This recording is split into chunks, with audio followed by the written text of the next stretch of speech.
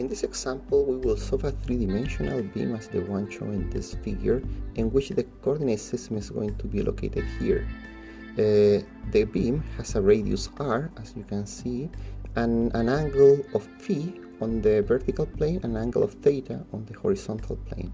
We will add a point load at the bottom of the beam in the x direction, and we will clamp the first node at the other boundary. The cross-section we're going to consider is a rectangular cross-section, and we will use it to model the beam elements. We will record there the element forces at the first element and also the nodal displacement at the last node. The idea is to create and solve this problem using SVL. So we first create a Python script to be executed in the SVL pre-analysis.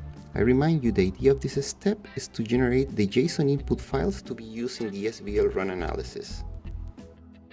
We'll start our script importing some useful Python libraries in order to generate the geometry. We then import the SVL library as SVL.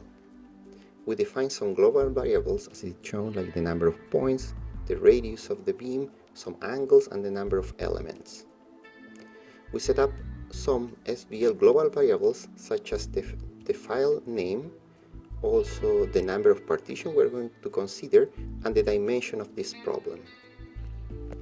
We create a material using the add material functionality that is provided in Seismo-VLAB. For this case, we create an elastic 1D linear material. Similarly, we create a section using the add section function, for which we will create a linearized three-dimensional rectangular. We then create the nodes, and for that we will use a for loop in Python, for which we will compute first the coordinates of each node in the x, y, and z directions.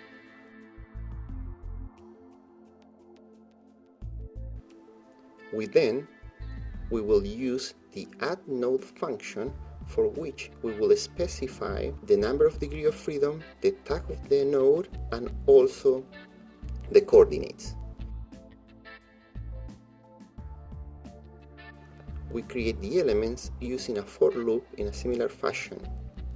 We use the add element function, for which we provide the connectivity and the name of the element we're creating, in this case the linearized three-dimensional frame of two nodes.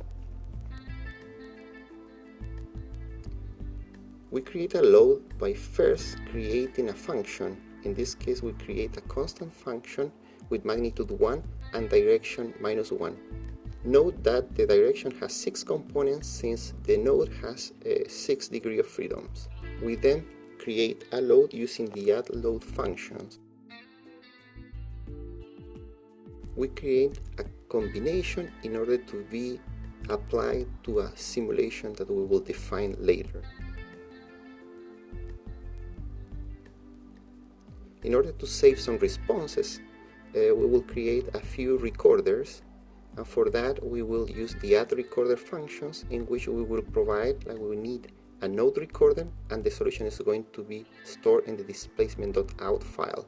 Similarly, we create a recorder for an element, in which the results are going to be stored in the force.out file.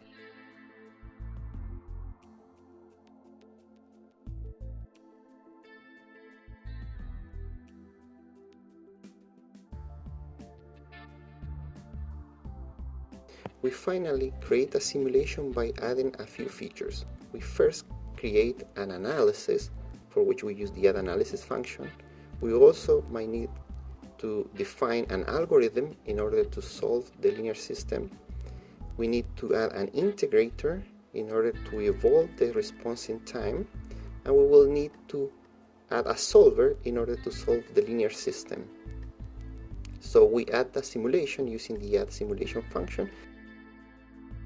We finally create the SVL run analysis file using the create run analysis file function in SVL.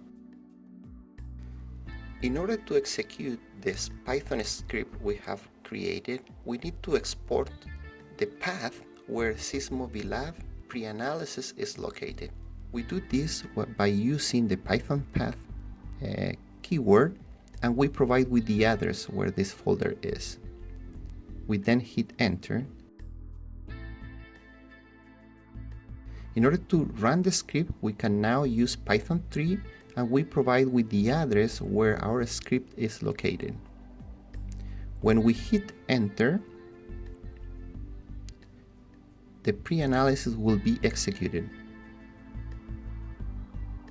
In our root directory, we'll see, like, after executing this, 3 folders are going to be created: the ParaView, partition, and solution folder. In the ParaView folder, all this animation files are going to be stored.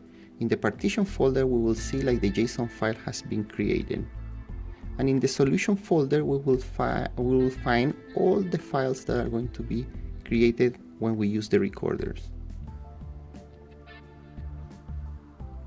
So if we execute the run analysis by just copying and pasting the last line that the pre-analysis provide, and we hit enter, we will see the analysis has been executed and 100% been reached, meaning, like, the solution has finished. So if we go to the solution folder again,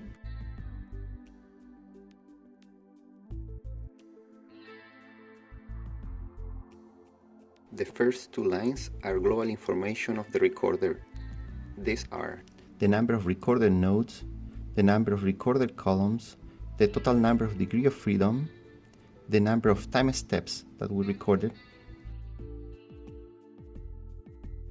the node's identifier, the number of degree of freedom of that node, and the degree of freedom list of that node. This node has 6 degrees of freedom. We find 6 components: the 3 translation and then the 3 rotations.